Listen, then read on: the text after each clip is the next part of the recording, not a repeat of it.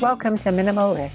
We are Joe, Michael and Springer Spaniel George, and we've been continuously cruising on our narrowboat Perseverance since 2017. Perseverance turns out to be a very appropriate name for our boat, as over the last 4 years we've been on a quest to go absolutely everywhere on the connected waterways of England and Wales, which also led me to create some tube-style maps of the waterway system which we sell online. It's now time to give Perseverance some very overdue TLC and tackle all of the jobs that we've been planning and putting off since we moved aboard 4 years ago. So today's job is just a small one. We have a Sterling 3 kilowatt modified sine wave inverter that has been in the boat since the beginning. We haven't used it since, I think, not too long after we went on to the Kennet Naven. 2017. Yeah, so 2017, almost 4 years ago. Actually, more than 4 years ago now. Anyway, we haven't used it in years. At least since we were on the Kennet Naven and we installed the new inverter. So it's been quite a long time. Reason being, we did use it in the beginning.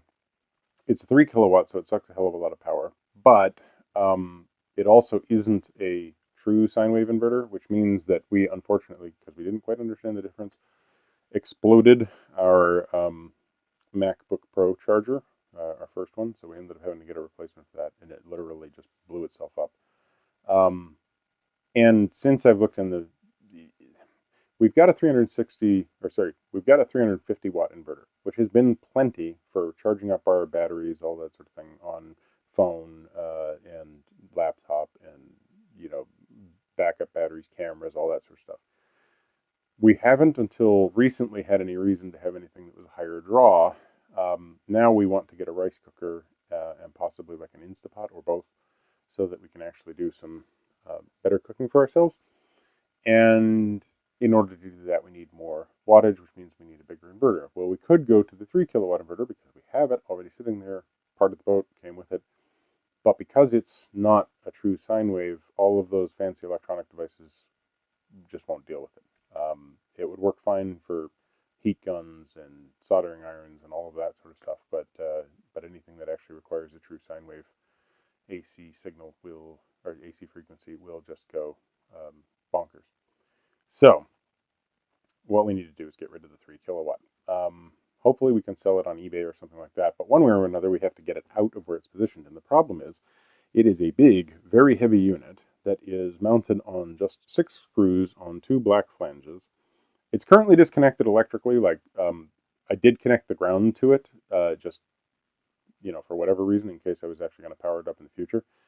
But the positive and negative terminals aren't going anywhere, so it's dead. It just needs to be pulled off the wall. There are 3 screws on the top, 3 screws on the bottom, and they've all been driven in a kind of awkward fashion. And because of the depth of the unit, I have to use this kind of, somewhat long screwdriver plus extension plus long bit to even be able to reach the thing.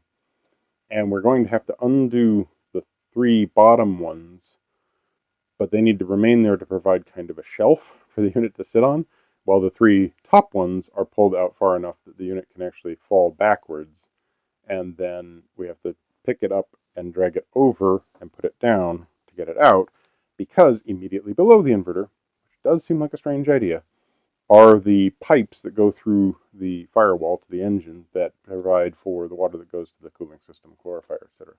So we can't damage those pipes. If we drop this unit on the pipes, it will guillotine them off and we will have water in the boat. We can't do that. So we're probably going to take our little step, the orange step, and put it under it so we can lay it down on that. And it's positioned under our staircase at the back. So it is literally, we've got the floor of our staircase, and there's about a centimeter of room, and then the inverter, and then below the inverter is the pipes. So there's this box with a door that only Joe can fit through, and there is a thing we call the jaws of death, where effectively it was meant to be just an access point to reach your hand in to turn the inverter on and off. It was not pleasant to do so because how they cut it was, they didn't, trim it out or anything. They literally just took a hole saw and made like 9 cuts, and so there's these scalloped edges and they're sharp. So I think I'm going to have to look through that while using the screwdriver to get at the top ones, to turn them back to just loosen them off, get at the bottom ones from inside to pull them back so that they're able to act as a shelf. Then Joe's going to have to go in, and I'm going to have to somehow guide you, because you won't be able to see them, to get the screwdriver in to back out the first two. At that point, I'll need to put my hand in there to hold it. You'll have to get the third one, which you should be able to see, out. And then I'll hopefully still be able to feel my arm. At which point you'll have to just grab it and let it, kind of drag it back and put it onto the orange shelf. So that's the plan of attack. Yeah, wish us luck. So this is the little access vent that's always been there. And then behind the access vent is the jaws of death. And when we first moved on the boat and we were using the 3 kilowatt inverter, we used to have to reach through here to that little black switch to power the inverter on and off. When we stopped using that and installed the other inverter, we installed this little switch here, so we can turn our current inverter on and off just there, which is much easier. And then the main access to the cupboard under the stairs is here. So that's the inverter there, the big heavy inverter. It's got the ground coming to it on that side. There's the pipes underneath with the little flange with the screws that we need to undo. So yeah, and that wire is the switch wire, so that'll temporarily have to come down. So yeah.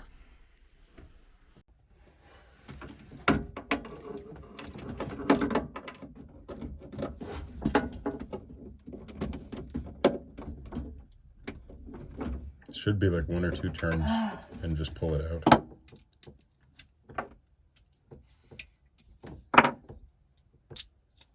And it might be the wrong bit. Yeah, it is.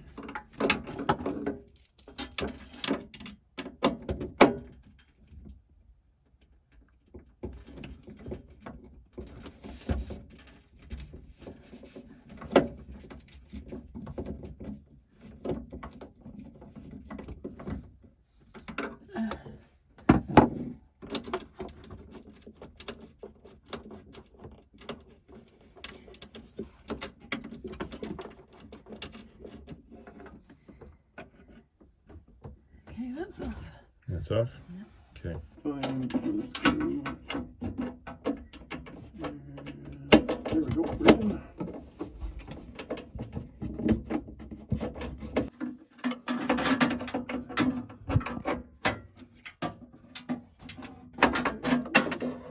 Down there, it's free. So can you loosen up the bottom ones just a few turns? I need light. Yeah, here's your light. What are you laughing at?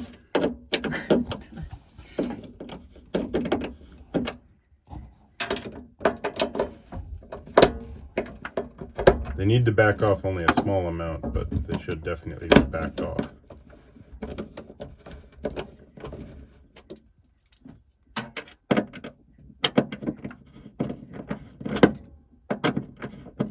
Okay, I've undone them all a couple of times. Okay, good. Now I'm gonna have to get to the top middle. Let me get my hand out. Does that put my in your way? Well, no, I'm keeping a hand on the inverter just in case. Okay. This one's at an angle.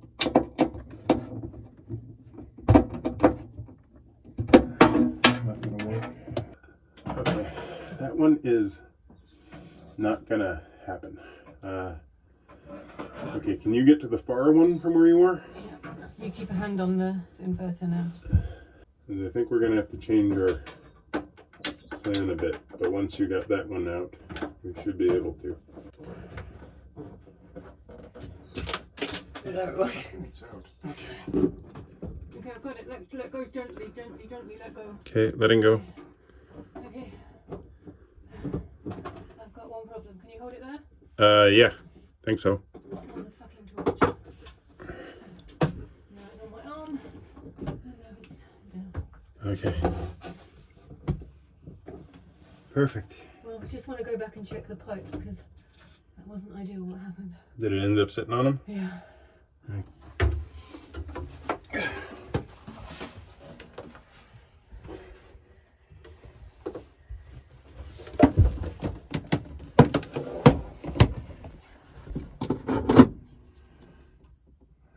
Oh yeah, no, it went down on the metal part of the pipes, I think. Yeah, it went right at the back on this side. Yeah, so it went on the metal part. So Yeah. we're fine. Okay. Okay, mission accomplished. If anybody wants a Sterling Power Products pure sine wave inverter, 3 kilowatts, it was working. It is pure sine wave. That is apparently modified sine wave, not true sine wave. But yeah, it was fully functional. It's just big. It's more powerful than we need. We'd let it go at a very good price. And if it doesn't function, you get a refund. So, there we go.